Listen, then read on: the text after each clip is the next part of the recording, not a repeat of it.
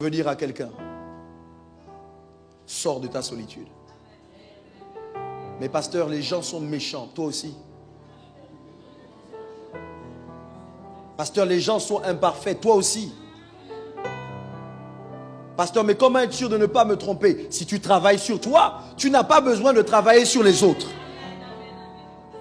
De la même manière que tu veux que les gens soient patients avec toi, sois patient avec les autres. De la même manière que tu reconnais que tu es imparfait, reconnais aussi que les autres ne sont pas parfaits.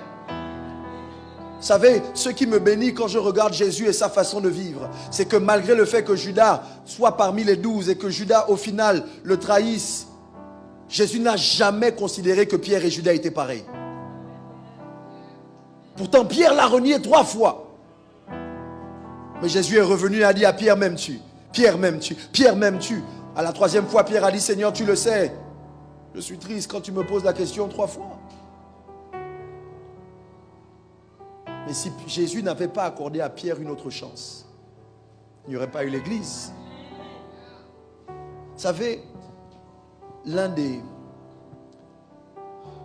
signes de la maturité, de mon point de vue, l'un des signes de la maturité, c'est de savoir reconnaître les relations qui méritent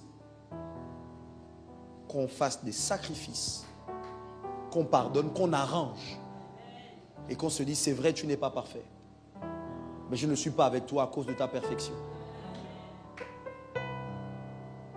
Si vous étiez Jésus, certains d'entre vous, vous auriez refusé de reparler à Pierre, de reparler à tous les disciples avec lesquels vous avez marché pendant 3 ans et demi, sur lesquels vous vous êtes investis. Tous vous ont tourné le dos, tous vous ont abandonné. Mais quand Jésus revient, il repart vers ceux qui l'ont rejeté. Pour dire, les gars, je suis de retour. Est-ce que vous savez qu'il y a des gens, votre amour finit par avoir raison d'eux? Je ne sais pas si vous savez ce que ça fait que d'être aimé par quelqu'un que vous avez offusqué. Tu sais que tu as mal agi, mais la personne te dit je t'aime quand même. Ça humilie, ça rabaisse, ça brise les barrières, ça rend puissant. Vous êtes là, vous savez que vous faites des fautes, que vous commettez des impairs. Mais à chaque fois que Dieu vous dit « Je t'aime, mon enfant », qu'est-ce que ça fait? La Bible dit la bonté de Dieu conduit à la repentance.